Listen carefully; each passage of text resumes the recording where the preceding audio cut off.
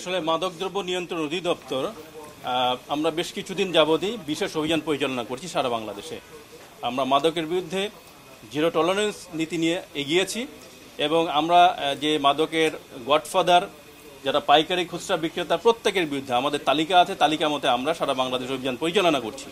আজকে আমাদের কাছে একটা বিশেষ গোপন তথ্য ছিল, তার ভিত্তিতে আমরা এখানে এসেছি এবং আমরা এখানে বিপুল পরিমাণ বিভিন্ন প্রকার বিদেশি মদ এবং বিয়ার পেয়েছি, সাথে আমরা অনেক টাকাও পেয়েছি।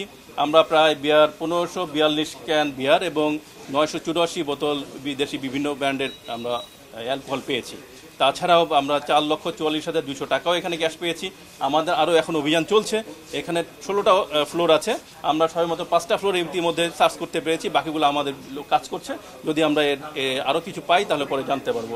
আমরা এদের এখানে যারা ম্যানেজার এবং যারা এর সাথে জড়িত আছে আমরা কাউকে গ্রেপ্তার করতে সক্ষম হয়েছি, আর এর পিছে যারা আছে তাদেরকে আমরা আইনে আওতায় দ্রুত নিয়ে আসবো বলে আশা করছি। হোটেলটার শুধুমাত্র 16তলায় একটা বারের একটা লাইসেন্স আছে, আর লাইসেন্সের নিয়মটা হচ্ছে যে প্রেমিসেসের লাইসেন্স নিয়ম থাকবে তার বাইরে রাখার কোনো সুযোগ নেই।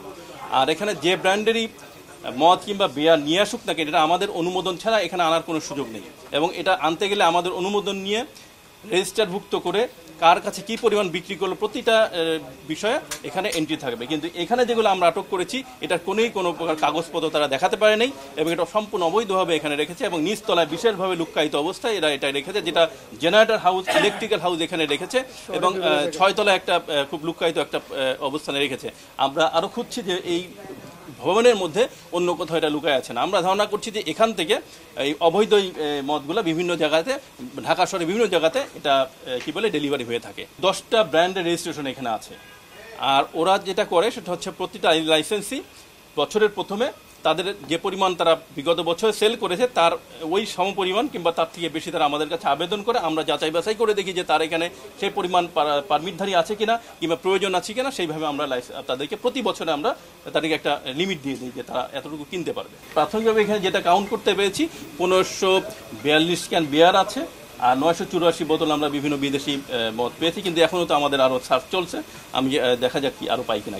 এখানে কোনো রাজনৈতিক কোনো বিবেচনা হয় না। আপনি দেখবেন যে সারা বাংলাদেশে আমরা যেখানে যাকে পাচ্ছি সেখানে আমরা এক বিন্দু ছাড় দিচ্ছি না। আমরা এখানে খবর পেয়েছি বিদেশে এসেছি, শুধু আপনার দেখবেন যে ঢাকা শহরে আমরা প্রত্যেকটা জায়গাতে কোনায় আমরা সার্চ করছি, যেখানে পাবো সেখানে আমরা অ্যাকশন নিব।